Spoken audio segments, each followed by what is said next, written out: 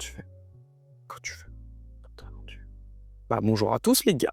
Bonjour à tous, c'est RPM de Motors. Aujourd'hui, comme vous l'avez vu dans le titre, on va parler Porsche. Ouais, les gars, c'est le début d'une toute nouvelle série de vidéos RP Story. Ouais, donc c'est un peu comme des Vultec de Villebrequin. On va parler histoire, on va parler méca, on va parler de choses comme ça. On va parler facecam. Vraiment, ça va être des formats comme ça. Et aujourd'hui, les gars, on va parler de Porsche, une figure emblématique de l'automobile. les gars, c'est une marque légendaire. On commence par du lourd, bien sûr. Donc, vraiment, dans cette vidéo, on va retracer toute l'histoire de Porsche, des débuts jusqu'à aujourd'hui. Vraiment, une folie. Ouais, les gars. Petit storytelling. Je te laisse, c'est parti. Moi, je reviens juste après. Ciao. Ciao, et clap. Tout d'abord, les gars, moi, je vais vous raconter comment Porsche est né et comment ils ont un tel succès. Donc, ça commence avec un gars, Ferdinand Porsche. Bon, alors, Ferdinand Porsche, il est né le 3 septembre 1875. Bon, c'est pas forcément hyper important, mais il est né en Bohème, dans un vieux village paumé dans l'Allemagne du Nord, qui s'appelle Masterdorf, je crois. C'est débile, je sais pas parler, mais c'est un ingénieur très célèbre, parce que c'est lui qui a créé le moteur à plat, qui aujourd'hui se fait connaître sous le nom de Flat, comme le célèbre Flat 6 de la Porsche GT3 RS.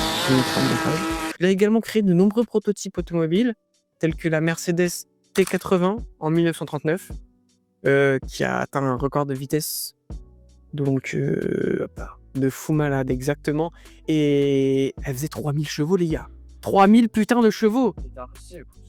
Ouais, mais 1939, les gars, à plus de 500 km/h, je pense que... Voilà, niveau sécurité, les gars, c'est pas tout ça. Ouais, bon, t'avais un petit arceau vite fait, t'inquiète. Ouais, c'est ça. Bon. Il a également... c'est également lui qui a créé la coccinelle, les gars. Vraiment, qui ne connaît pas la coccinelle? La célèbre Volkswagen coccinelle. Ou bien encore la Porsche 911. Ou la Porsche 356. Aussi, très important, les gars.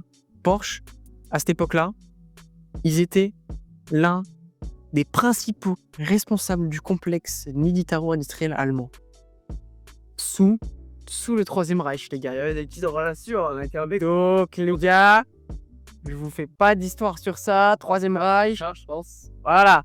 Donc, Histoire un peu chaude. ouais, ça arrive juste après, les gars. Vous inquiétez pas. Ensuite, son père, je vous montrerai une photo. J'ai plus son nom en tête. Pas mal. Bon, on s'en fout. Les gars, en vrai, son père, on s'en fiche. Il s'appelle Monsieur Porsche. Voilà. Son père, il voulait qu'il reprenne l'entreprise familiale, qui était une entreprise de plomberie. Bon, je vois pas vraiment ce qu'il y a en lien avec Porsche. L'histoire Porsche, bon, c'est une petite info comme ça.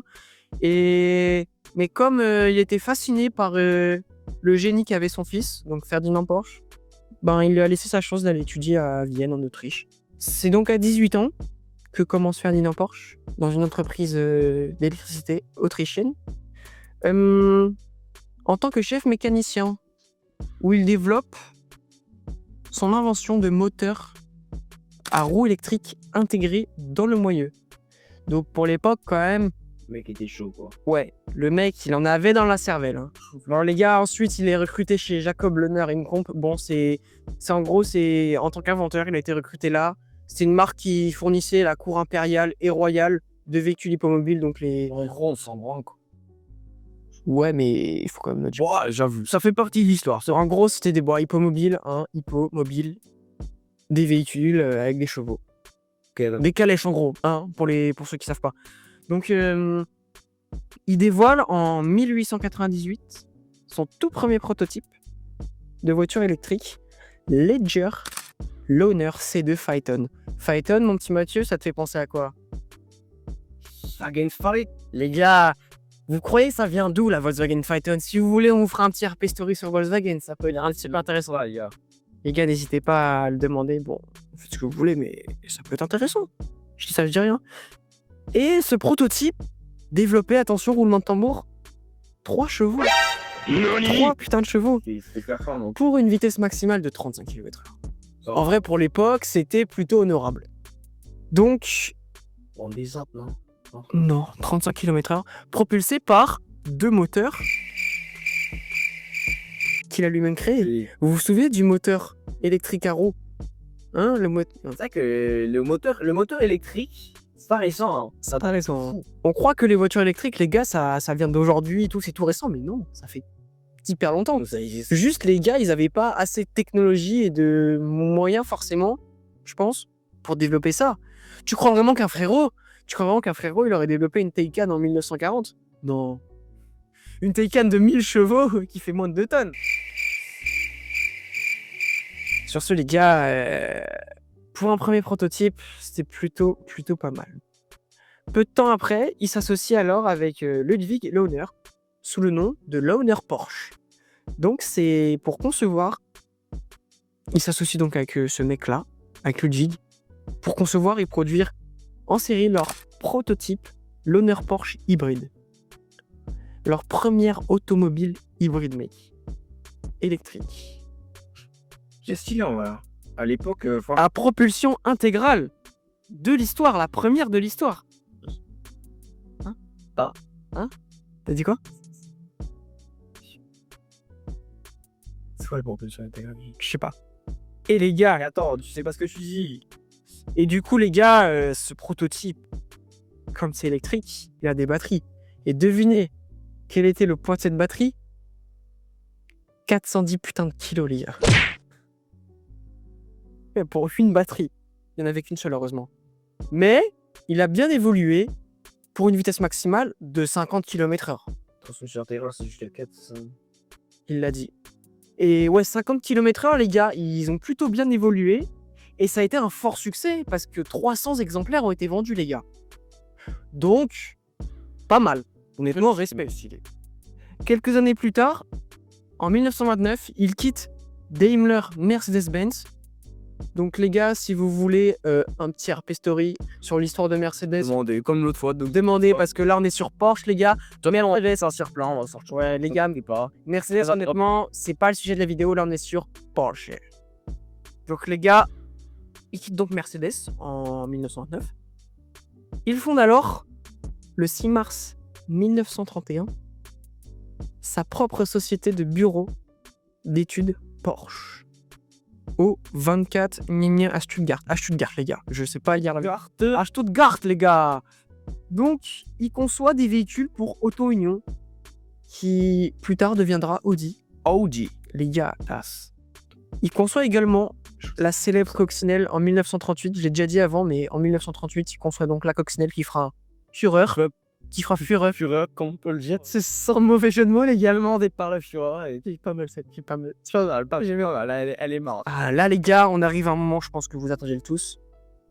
En 1933, les gâtés, Ferdinand Porsche répond à l'appel d'offres du chancelier du Troisième Reich, Monsieur H. On va pas. Cette période-là, elle est quand même un peu. Ouais. Et en plus, Ferdinand Porsche était un énorme admirateur de Monsieur Adolphe. Et c'était pas l'inverse, justement. C'était. Adolf Hitler, il admirait Porsche. Ouais, c'est ça. Adolf Hitler était un admirateur. Non. On peut tout simplement dire que Adolf Hitler admirait Porsche. Il a répondu donc à cet appel d'offres en créant la Porsche Type 12 en 1931. Si. Il a créé la coccinelle. En 1938, la coccinelle. Ah. Donc du coup, en 1930, du coup ouais, La partie. en 1931, il crée la Porsche Type 12.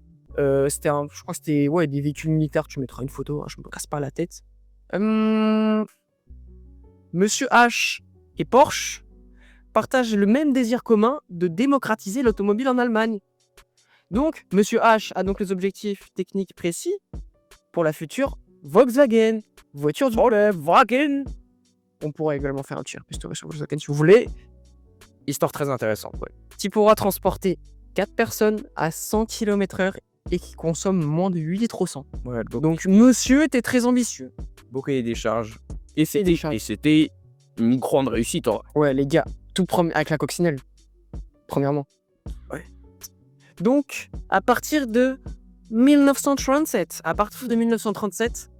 Ferdinand Porsche devient l'un des principaux producteurs d'armement du Troisième Reich. Ouais, bon.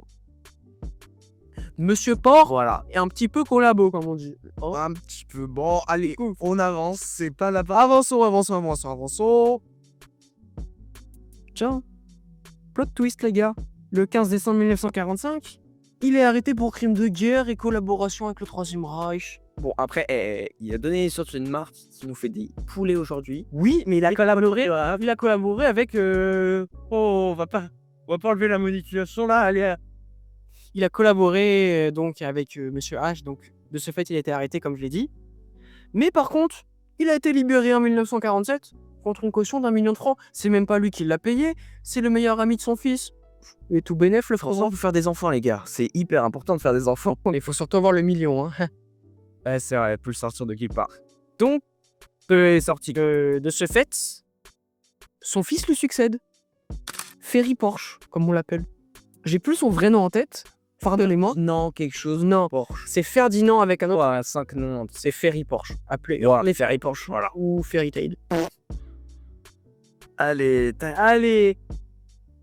Après cela, Ferry Porsche, il signe un contrat avec Sis Italia, une célèbre marque d'automobile italienne, sportive, qui malheureusement ne fait plus entendre d'elle aujourd'hui.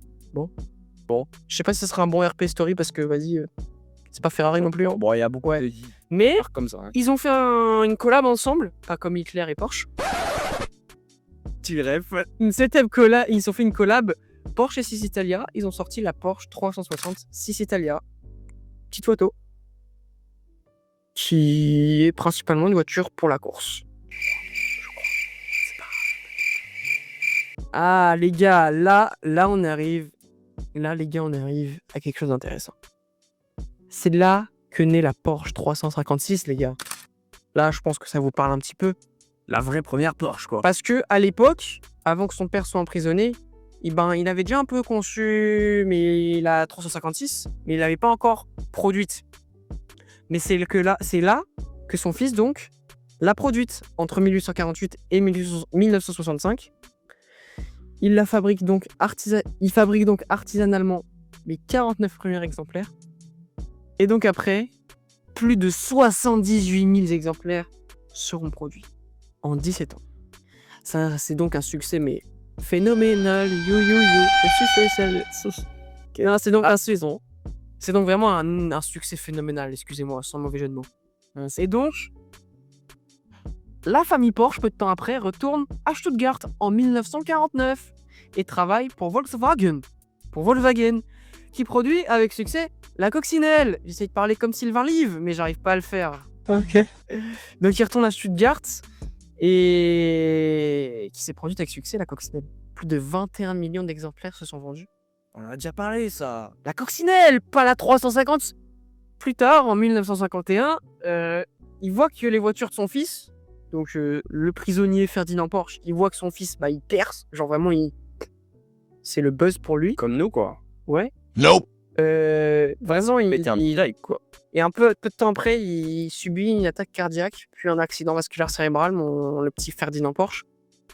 Et il est hospitalisé d'urgence et il meurt le 30 janvier 1900. Pourquoi 30 janvier 2025 ? Nani ? Minute de silence pour le GOAT. Donc ouais, il meurt le 30 janvier 1951, donc à l'âge de 75 ans à Stuttgart, ville emblématique de Porsche. Donc, il ne verra malheureusement pas les premières 911. C'est un succès majeur pour la marque, la 911.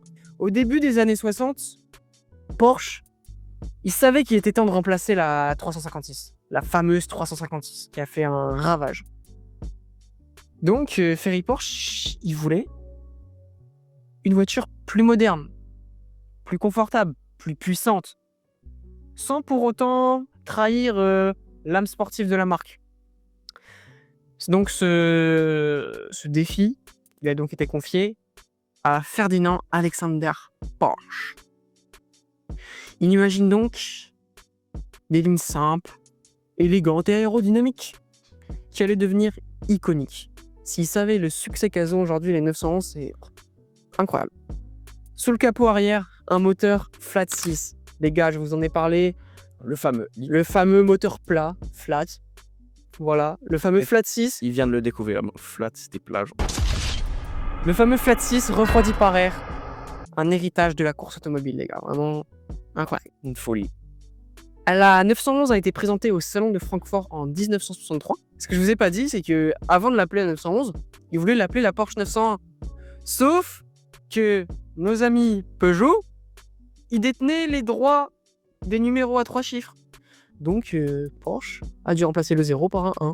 D'où Bon, en vrai, 911.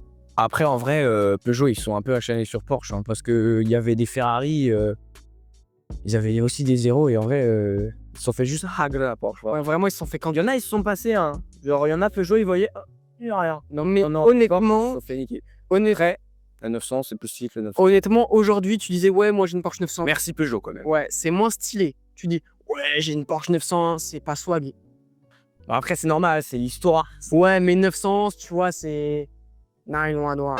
Alors donc, cette fameuse Porsche 911 a été commercialisée en 1964. Donc, 64. elle a vraiment pris très peu de temps à devenir une référence mondiale. Parce qu'elle est agile, fiable et envoûtante à conduire. Donc vraiment, Tout le monde l'a kiffé, en fait. tout le monde la kiffe. Genre vraiment, C'est une beauté aussi. vraiment les acheteurs, ils étaient ravis. La Porsche 911 était donc destinée à rouler sur la route, une voiture classique. Mais elle a aussi, Mathieu vous en parlera dans la suite de la vidéo, au Une circuit. histoire en compétition de folie. Ouais, vraiment, les 911, Je vais vous en parler, mais c'est. Il va vous en parler, Il y a c'est plein cool. de. c'est pépite.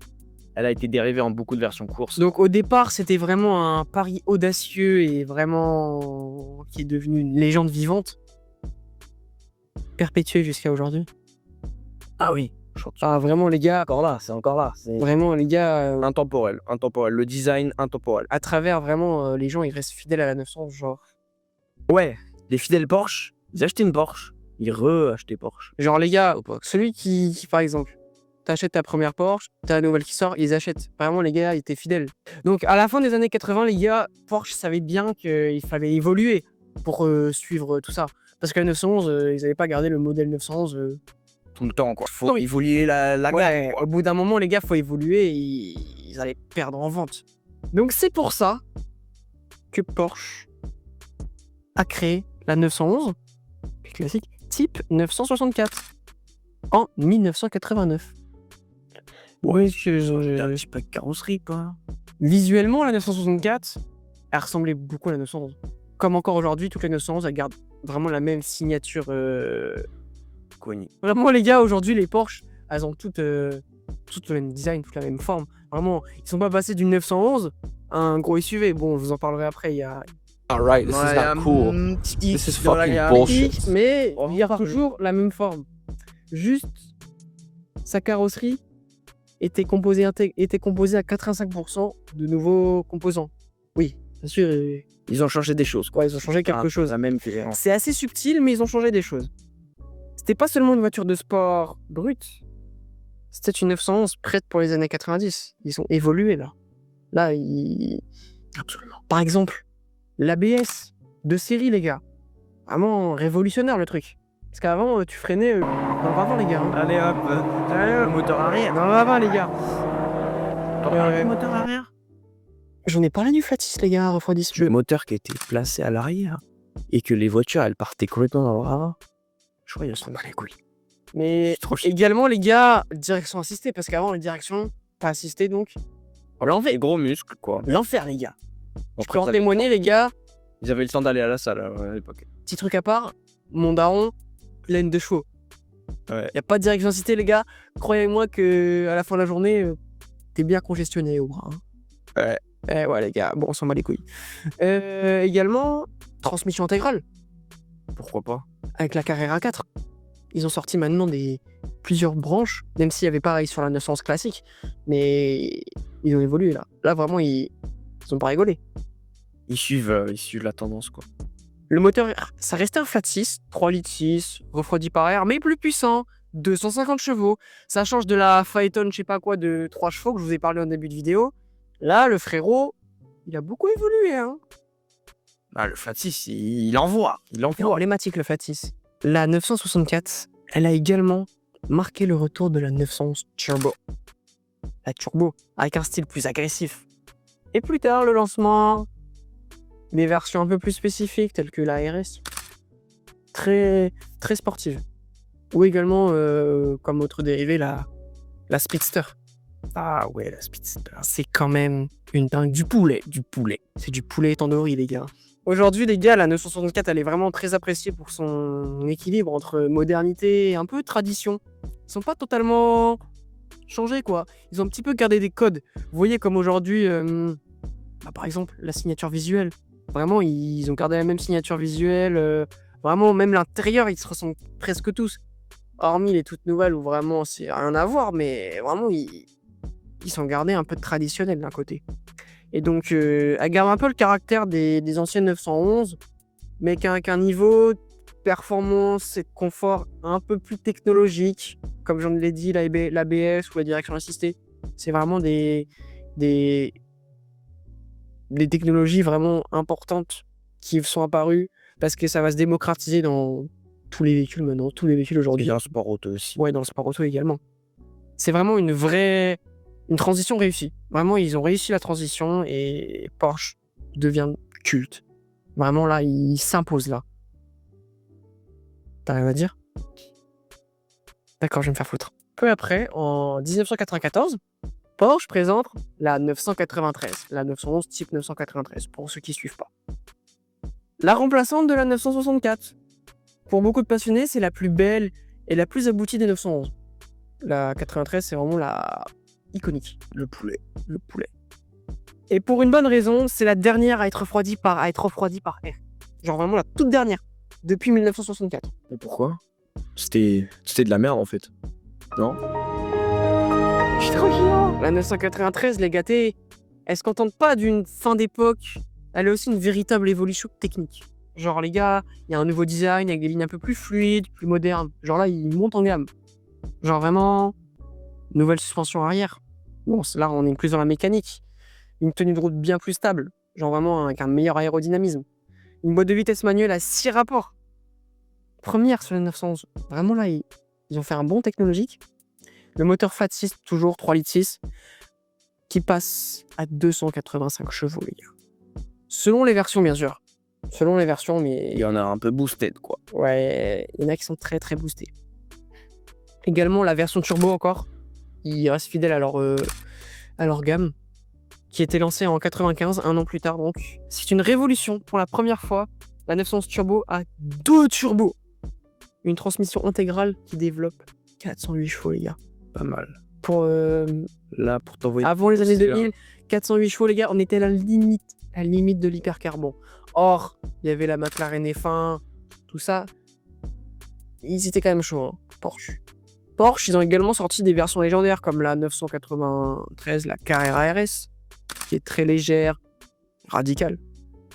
La Turbo S, ultra performante, qui est aujourd'hui encore très très rare à trouver. Ou la GT2. Là, la GT2, ça rentre un peu dans la course, qui pouvait quand même rouler sur route, mais c'était vraiment sur course, ça devait être un poulet, un truc incroyable.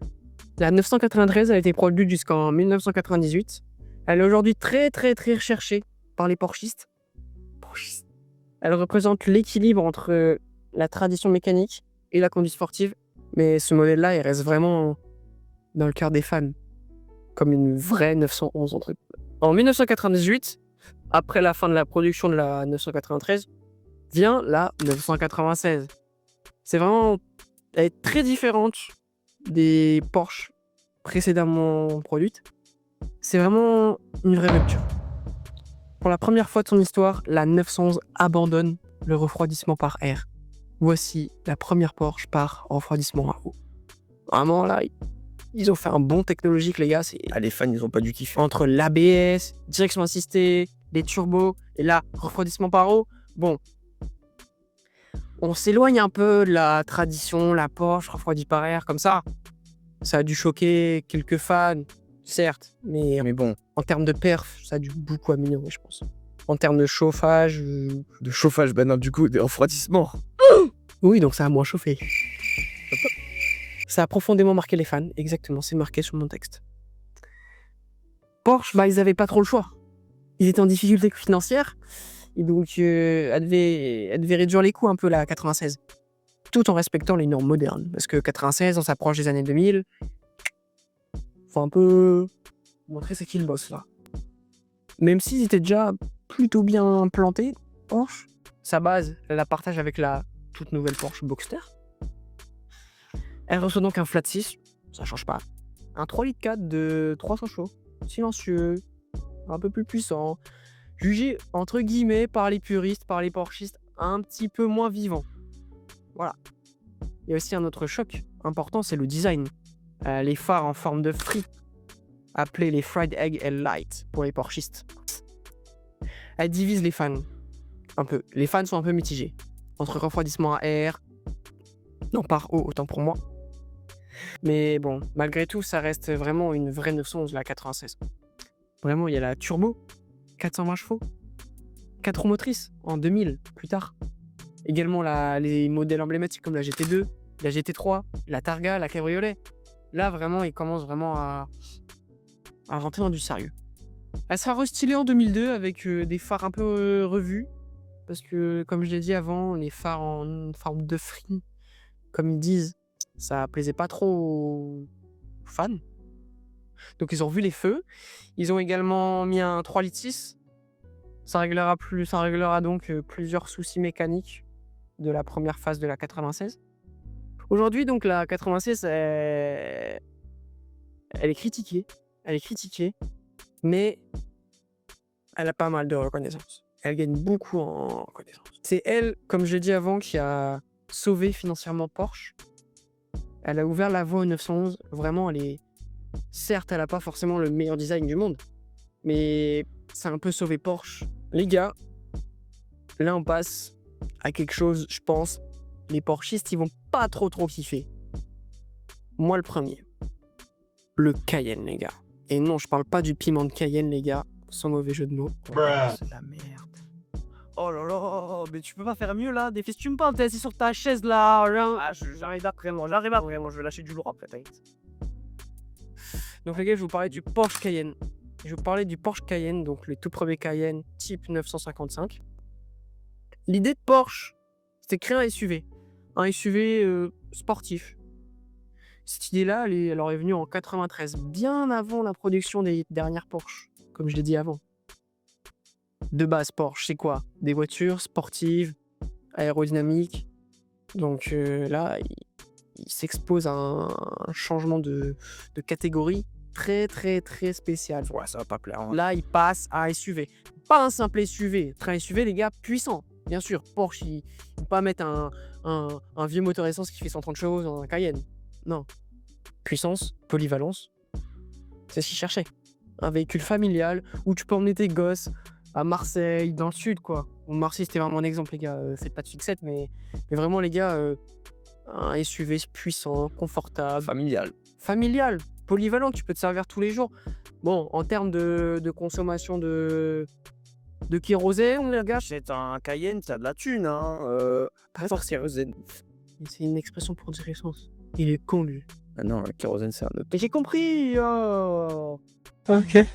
Donc après plusieurs années de gamberge, de développement, donc Porsche, ils ont décidé de collaborer, pas avec le H, mais avec Volkswagen, qui partageait donc sa plateforme avec le Touareg ou encore le Audi Q7 à l'époque. En 2002, les gars, le Porsche Cayenne est enfin lancé. Ce 4x4, il combinait la robustesse d'un 4x4 technologique. En vrai, les premières gènes, elles étaient Ouais, dégueulasses. Il gardait aussi les gènes de Porsche. Quand même, le moteur. Oh, vite fait. Même si on sait que c'est Volkswagen qui est derrière tout ça. Ça, faut pas le dire. Bah si, c'est important quand même. Les gars, rebondissement de fou. Bah, le public a kiffé en fait. Le public a kiffé. Vraiment, c'est le début d'une nouvelle ère pour Porsche. Aujourd'hui, les Cayenne ou les Macan, on en voit partout, entre guillemets. Genre vraiment, y a pas une journée où tu vois pas un Cayenne. Vraiment, ça reste, ça a marché. En plus, ça reste accessible selon le modèle. Voyez-vous les Cayenne, là, les tout premiers, t'en trouves un à 12-15 000 euros, en plutôt bon état, avec le petit V8. Ils sont moches. Ils sont moches, mais t'as du Bluetooth, t'es bien. Bah les gars, pour les années 2000, avoir du Bluetooth, les gars, c'est les Enfin, voilà, caisse quoi. C'est avec ton petit zob. C'était bien. Donc le Cayenne, comme j'ai dit, ça a été un succès et ça a permis de... Faire remonter un peu la marque quand même. Les ventes, là, elles ont bien chiffré. Quand même Porsche dans l'histoire. Alors, ils développent donc en interne, ils développent donc un moteur V8 de 4 litres 5. 4 litres 5 V8, les gars, ça doit watter. Donc, il sera décliné à plusieurs niveaux de puissance. Il y a également le V8 de 340 chevaux, donc le Cayenne S, et 450 chevaux sur la version de Cayenne Turbo.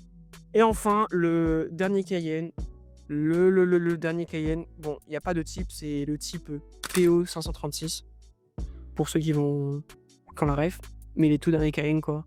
Donc vraiment, design totalement différent, plus luxueux. Petite bite assurée. Non, un Cayenne, c'est quand même sympa. Hein, je préfère avoir un Cayenne qu'une Tesla Model X. Hein. Ouais. Les gars, ouais, je l'ai dit dans ma première vidéo, ma voiture de rêve, c'est une Tesla Model X. N'hésitez pas à aller la voir. Plutôt bien. Vraiment, les gars. Allez checker si vous n'avez pas vu la première. Vraiment, allez checker. Mais bon, là, ça fait plaisir. Bon, les gars, on change pas de sujet. Tous les Cayennes. Les gars, je vais laisser mon... Les Cayennes, franchement, on s'en bat la race. Sur ce, les gars, je vais laisser mon petit collègue Mathieu, qui est juste... Il va vous parler de tout ce qui est compétition en Porsche, les courses automobiles, etc. Et puis aujourd'hui. Et sa situation actuelle. Sur ce, les gars, c'était Martin. Bon, Mathieu, Merci, Martin Martin. du poulet. Mais là, tu commences à nous endormir. Donc moi, je vais prendre la relève, les gars. Et bah moi, je vais vous parler de l'histoire de Porsche en compétition. Bon, en vrai, Porsche, ils ont toujours engagé full GT, full caisse d'endurance. La branche sport de Porsche, franchement, elle a une passée de fou. Et vraiment, il y a des tonnes de choses qui se sont passées. Et il faut savoir qu'ils sont basés à Wessars, dans le Bade-Württemberg. Ok. Je sais pas prononcer l'allemand, mais c'est pas grave. Mais Wessars. I have a question, please. C'est pour ça que le pack Vessar sur le Ouais, les petit gars. RS, vous voyez sur le, ça vient de là, ça vient parce que la Porsche compétition, elles sont basées à Vessar. Bon, après la Seconde Guerre mondiale, Porsche, ils veulent dynamiser un peu leur image de marque, comme de nombreuses marques ils le font, parce que quand tu as des voitures qui gagnent en compétition, les gens ils ont juste envie d'acheter tes voitures, en fait c'est normal. Donc dans les années 50, ils se lancent officiellement avec juste une Porsche 356 SL, donc juste tu prends la 356. Oui, bien les gens. il y a une Porsche là-bas. Donc vraiment ils prennent la 356 SL, hop, tu mets des petits packs aéro, un petit moteur un peu boosted, et ils l'engagent aux 24 heures du Mans, en 1951. Donc voilà, c'est un modèle dérivé de la 56. Elle est sympa, mais c'est les débuts. Puis elle est remplacée par une version juste dédiée à la course, donc la 550.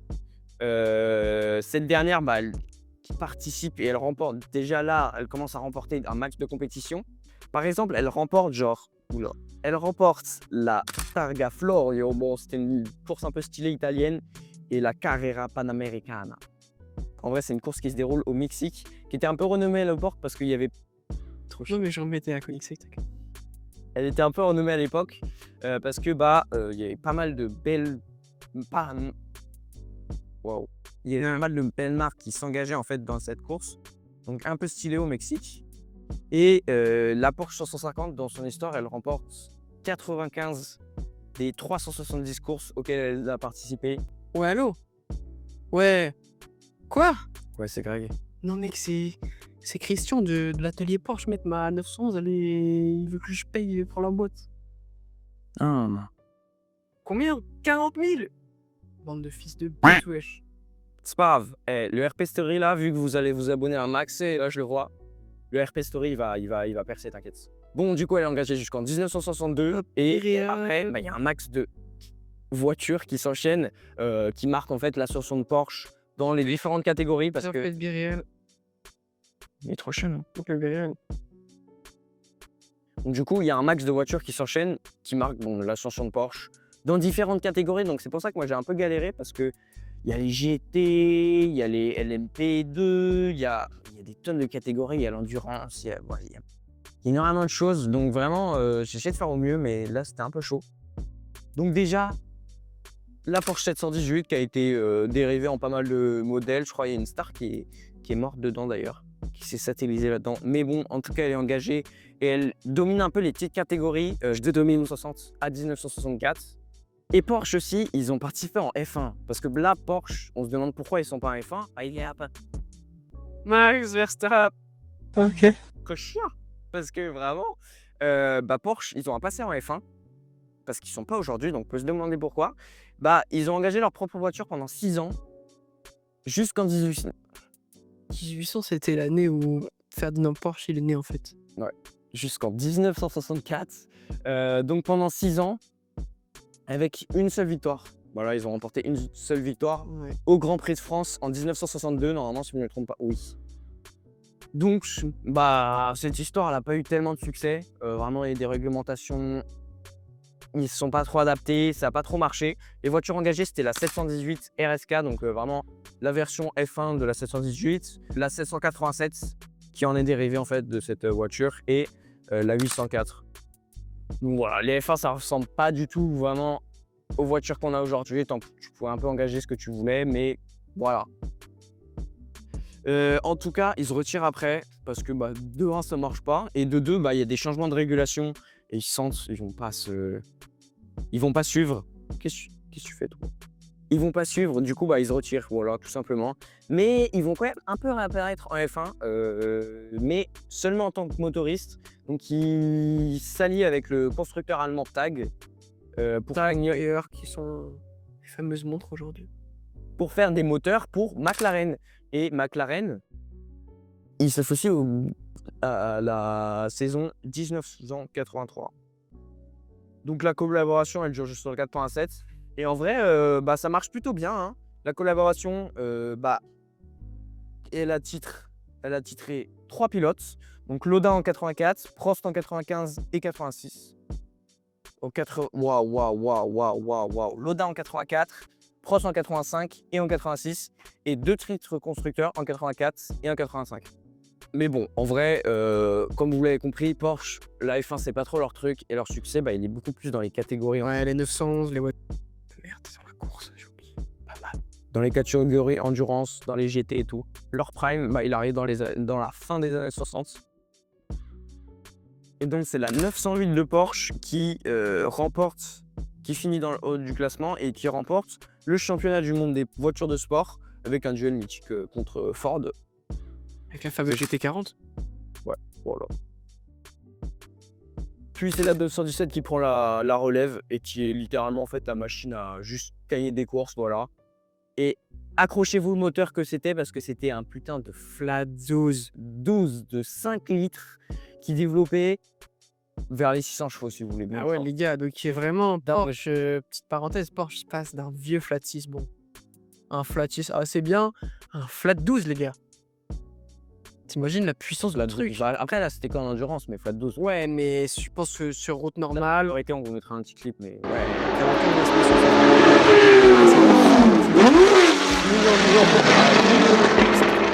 C'est très après la première vidéo. Arrête ça toi. T'es trop chiant les mecs derrière la cam. T'es trop chiant. J'étais bien derrière la cam moi. Vas-y. Mets-toi dans ton petit fauteuil là, pose-toi. Moi je reprends. Je suis posé dans le cul. Moi je reprends l'histoire. Puis après du coup ils enchaînent des victoires. De toute façon, à chaque année, ils sortent de nouvelles voitures. Des fois, il y en a qui restent quelques années, mais du coup, ils sortent la 917K, 936, 911 Carrera RSR qui est plus dans les catégories inférieures, mais qui win un max, quoi. Une max, c'est pas un truc de paris sportif, ça? Noni. Puis, années 80, là, c'est juste le prime, vraiment. Avec la 956, 962 et d'autres voitures engagées dans différentes catégories, juste.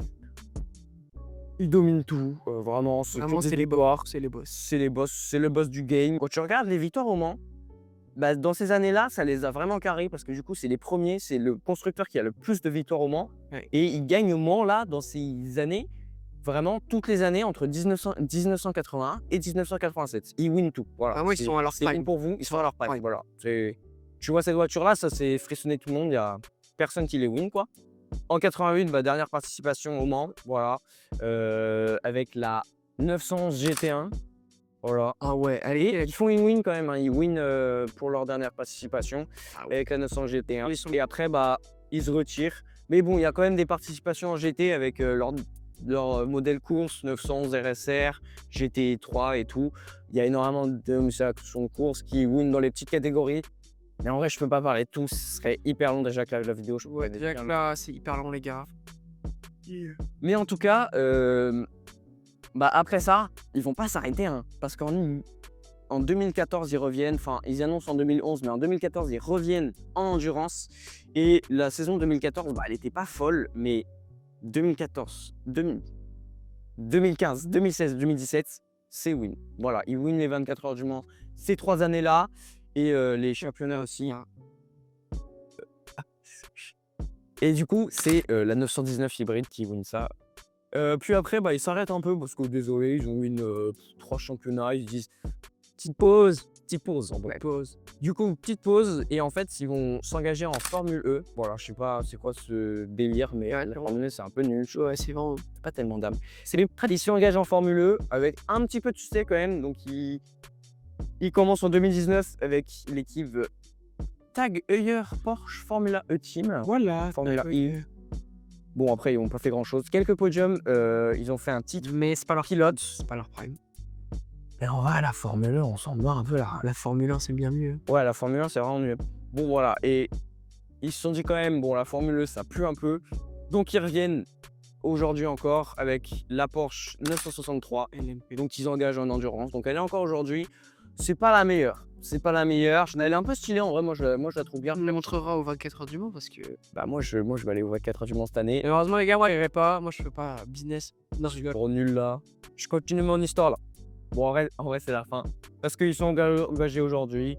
C'est pas la folie. Ils sont là, je crois, ils sont 6e. Je crois de tête qu'ils sont 6e. Ils sont pas fous. Ouais. La voiture est fraîche, mais ça perd pas énormément. C'est pas comme. Bon, ça va. C'est pas comme à l'époque, j'avoue. Mais ils sont quand même les constructeurs avec le plus de titres. 19 titres. Allez, champion. Pourquoi je fais 19 titres non, pas 19 titres. 19 victoires aux 24 heures du Mans, je crois. Donc ça. Porsche, ils ont vraiment un passé de fou. Bon, alors background, Ils ont un en vrai, Ils ont un background. aujourd'hui en vrai, Ils ont un background. c'est un background de fou. On mettra la rep de Disney. Background de fou. Ils ont un big back. Bon alors aujourd'hui en vrai, ça marche plutôt bien quand même des Stonks là. Porsche a livré 310 718 véhicules en 2024. Mais ils enregistrent en fait une baisse de 3% par rapport à 2023 parce que les Chinois, voilà, c'est toujours un peu petit. C'est vrai, hein, faut grave des copies et du coup, Porsche, avant ils vendaient énormément en Chine, mais maintenant ils vendent plus du tout parce qu'il y a tous ces concurrents chinois qui ont une main-d'œuvre beaucoup moins chère, alors que Porsche ils gardent vraiment de la qualité, de la fabrication allemande et tout, et du coup ils galèrent un peu, donc Deutsche ils baissent un Qualität, peu. les gars. Deutsche Qualität. C'est un peu chaud. Mais bon, cette simulation, elle est un peu chiante quand même. Et leur petit chiffre d'affaires, 40,1 milliards d'euros quand même. Et le bénéfice C'est un peu. Le bénéfice, combien? On s'en fout du bénéfice. Mais voilà, en tout cas, les modèles les plus vendus, c'est le Cayenne, voilà, malheureusement. Les gars, je vous le Dans 2000 unités, 18% continuant sont. Après le Macan. Le Macan, on n'a pas. Ça se vend pas mal. C'est pas très cher. Enfin, En vrai, le Macan, on n'en a pas parlé, mais bon, voiture pas trop intéressante. c'est mieux qu'une Tesla. Ouais, mais bon, voilà. Bon, par contre, ça se vend bien. À part le Macan GTL, le Macan GTL, c'est plutôt. 82 000 unités, voilà. Et il y a des versions 100% électriques aussi. Ouais, le nouveau Macan là. Jaune, dit. Qu'est-ce qu'ils nous font, Porsche, les gars? C'est sympa. Ouais, mais bon, il y a quand même la 911 qui arrive après avec 50 000 unités, donc il y a quand même une augmentation de 2%. Et ça démontre quand même la popularité. Regardez le succès de l'époque, hein. Ça se vend encore la 911, là, je suis désolé, ça se vend. Et après, 718 Boxster, 718 Cayman. Cayman, qu'est-ce que j'ai dit moi? 23 000 unités, voilà. Et puis en dernier, le Taycan, voilà. Oh, électrique. Non, en vrai, les gars, plus sérieusement, les gars, j'ai mon mot à dire. La Taycan, c'est l'une des seules voitures électriques que j'accepte. Hein. Ouais, Vraiment, la Taycan, elle est trop bien. Elle est flash, la Taycan. Mais aussi, la Taycan Turismo, en vrai, qui est pas mal, en vrai. Ok. En vrai, pour partir en vacances, tu coffres the Après, faut voir l'autonomie, mais. Bah, je vois bien, ouais. Je crois une Taycan un peu. Je crois une Taycan. Non, les dernières Turbo GT GMK, il y en a une. Allez voir sa vidéo. Je lui fais de la clean gratuite. Bah, ça envoie vraiment. Hein. Vraiment, de la Génération, t'es bien bloqué aussi. 0 à 100 en 2 secondes à peine, je crois. Vraiment sympa. Mais bon, après, il y a quand même une petite baisse. La Taycan, c'est le moins vendu. C'est pas ce qui est kiffé. C'est pas ce que les gens ils kiffent. Mais bon, en vrai, Porsche, ils voulaient au début vendre 80% d'électrique parce que c'est un peu la transition électrique en ce moment. Et voilà, mais ils gardent quand même un max de thermique. Mais en tout cas, il y a des baisses. Il y a des baisses de vente, surtout en Chine, du coup. Et du coup, ils revoient grave leurs objectifs. Voilà, en vrai, on en a rien à battre. Comment le PC, frère, respect. Attends, c'est le mien ou c'est le tien? Bon, il y a quand même des modèles, on n'a pas parlé dans la vidéo. Genre le Boxster. Le Boxster, il est sorti. Ah oui, trop ou quoi? Non, je vais parler de 2-3 modèles là. Genre, il y a des modèles, lui, il a skip. Genre le Boxster. Le Boxster, il est sorti. Il a été annoncé en 1991 au salon de Genève, je pense. Le salon de. Voilà, un salon, voilà. Qui était pas mal inspiré des vieilles caisses, là, des 956 et 718, je crois. Et c'était du coup. C'est de là que la Boxster garde son type 718. C'est là vient le 718, je crois. Comme à l'époque, ils avaient un modèle qui s'appelait le 718. Je connais bien, vous inquiétez pas. Et mais en tout cas, ils sortent ça. Ça plaît pas à tout le monde. C'est-à-dire, Mais ça plaît. il y a des gens, ils font, c'est la fausse Porsche, c'est la Porsche du pauvre. Mais en vrai, ça marche quand même. C'est sympa à 300 chevaux. Il y a des, ça se vend. La Porsche, elle est pas nulle en fait. Il y a des trucs en moins par rapport à la 900. C'est juste moins violent. Ça reste une bonne Porsche. C'est confortable. Il y a de l'équipement. Le châssis est bon. C'est une Porsche qui marche et ça se vend. Enfin, t'as une Porsche. Non, je te coupe. Font moins cher. Avec à peu près la même chose que la te 911. Je te dis, il est marqué Boxster, c'est un peu moins Je stylé. te coupe, mon gars. Une Porsche, ça marche pas, ça roule. Du coup, Boxster, voilà, qui a fait pas mal de gènes. Je vais pas parler de toutes les gènes comme ce bon oeil. Mais en tout cas, Boxster qui a quand même bien marché. Voilà. Et puis après, 918. les 918 Spider. Un monstre. Ça, c'était un monstre. Mec, on a même pas préparé ça. Sinon, qu'est-ce que tu... Bah, en gros, les gars, si vous voulez savoir, très très court. Hein.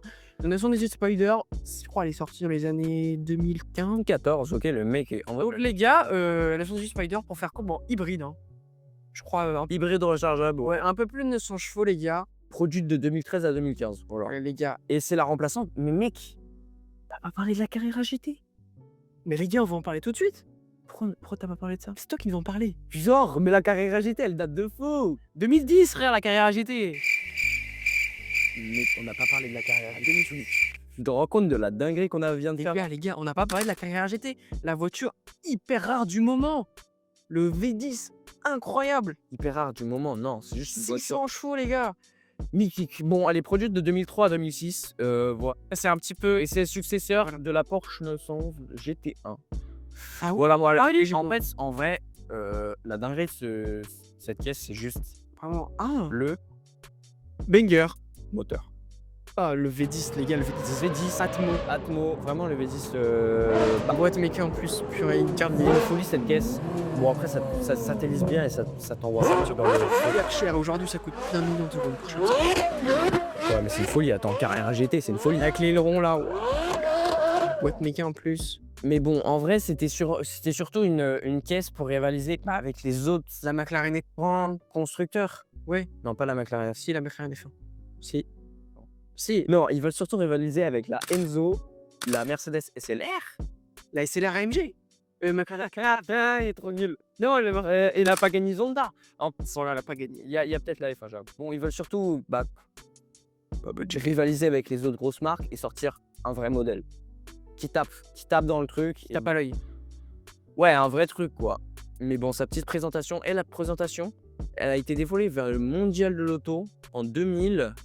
Sa présentation, c'était une mise en scène particulière. Genre le jour de l'ouverture, au petit matin, elle descend les Champs-Élysées. Genre, vous vous rendez compte de la dinguerie? C'est Pour s'amener sa course devant la pyramide du Louvre. Waouh, c'est majestueux, les gars. une folie en vrai. Les gars, on la mettra en montage. Et 1270 exemplaires ont été vendus, voilà, à travers le monde. Voilà. Bon, après, du coup, ils ont sorti la remplaçante. Après, là, 918 Spider. exactement. Et donc, hybride, elle a été dévoilée en 2010, Salon de Genève, 2014. présentée officiellement pour la première fois. Et après, la production, c'était après, tu vois. Ils n'en ont pas beaucoup dit beaucoup. Hein.